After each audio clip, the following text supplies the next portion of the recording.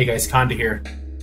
Want to be talking today about the new statue pull meta as of February 2019. Key reason we're talking about this today is here recently a patch went in that caused the low-level Ogre Shaman FTE method to no longer be viable. The issue is that the low-level shamans, when they aggro this guardian Ezek right in front of me, they no longer chain aggro down to statue himself, which means we need a more efficient way to guard up statue and get him out of the room. So today we're going to cover what that looks like and the classes and mage placement to make that happen. All right, first things first, we're going to talk about mage placement. So Statue of Relosec is no longer KOS to everybody. You can actually faction for him, and we're going to use that to our advantage. We're going to put a Kromzek Krom Riff factioned mage right here on this firepot, and the key reason being that you're out of line of sight of that armor Ezek, this armor Ezek, and you can very easily watch for statue to spawn right in front of you. The Guardians Ezek that you see off in the distance are outside of aggro range, so that's a non-issue. So the Koth Mage is going to be factioned. They're going to be placed right here, always on this firepot. Make sure that we stay on the very specific one, because when we get into talks about who's going to be doing the pulls, it's going to matter which angle they're facing. So always be on this one right here. That way, the FTEers can be very consistent about the direction they face when they're getting caught. All right, so who's going to get caught? We're going to be using factioned rangers, monks, and bards. Now, rangers and bards will do it one way, and monks will do it another. So monks, when they get pulled in, they're going to be hitting Voidance right when they first get caught, like right before it lands. So when they get caught, we're going to want to make sure that they have Voidance up, and they are immediately going to be spamming their closest NPC hotkey and alternating that with an FTE, like a Golden Metal Wand, anything that will cause aggro, right? Preferably not a Mallet. And the second they have aggro, they'll should get an FTE message, and they should be able to come out and immediately do the lev trick up. And I'll show, literally, it is as simple as what I just did. You want to be on that fire pot, come out, keep your height. So you want to be looking up, and you want to have your frames set to at least 60 frames per second.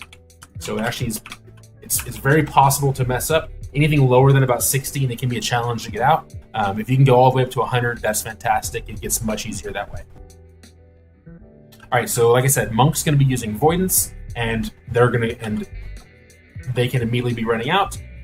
Keep in mind that nothing in the room is a caster, so you don't have to worry about losing Sal, getting dispelled, etc. But you will want to use your DA idol in the room somewhere.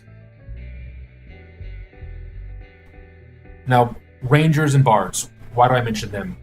Key reason is that Rangers and Bards will be able to blindside on the mage, and they'll have a pre-target, which will actually make it be a little faster for them to be able to FTE statue himself. Now, the downside to Rangers and Bards is that should they lose the Koth race and somebody else get an FTE, if they accidentally get aggro into statue, they're going to have the issue of extending the competition's FTE. So in a way, monks are better, and another way, Bards and Rangers are better. So we kind of have to play it off, and whichever one it is, we'll just kind of adapt.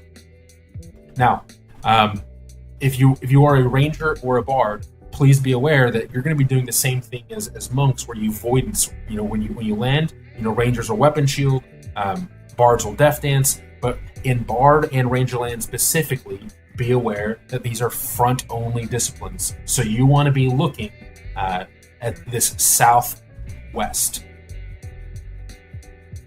All right, so that's why I mentioned mage placement has to be precise, because if the mages are looking are in the other side and you're looking southwest, well, when you land, you're not going to be front only, and you're going to get owned by statue the second you put clicky aggro with them.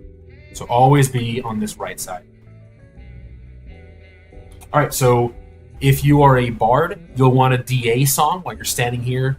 Just literally just let shit beat on you while you're singing your song.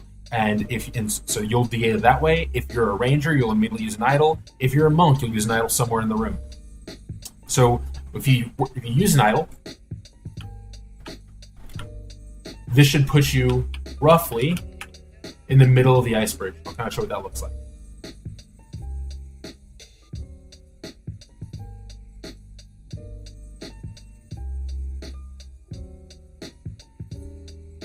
So DA lasted until roughly the ice bridge, right about here. And this is consistent with what I've seen in other times. I've done this about 3 or 4 times now, and every time it puts me roughly in the middle of the ice bridge. So that should be very survivable. Last thing is, how do we make sure that we're always looking the right way when we land?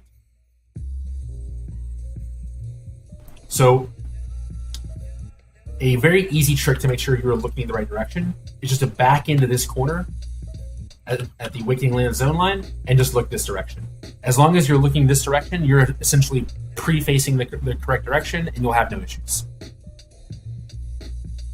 All right, that basically covers it. Make sure you have your bards, rangers, and monks pre-faction for Crom Zek and Crom Riff. As long as you are not KOS, that's good enough. And let's win some more statues. Thanks, guys.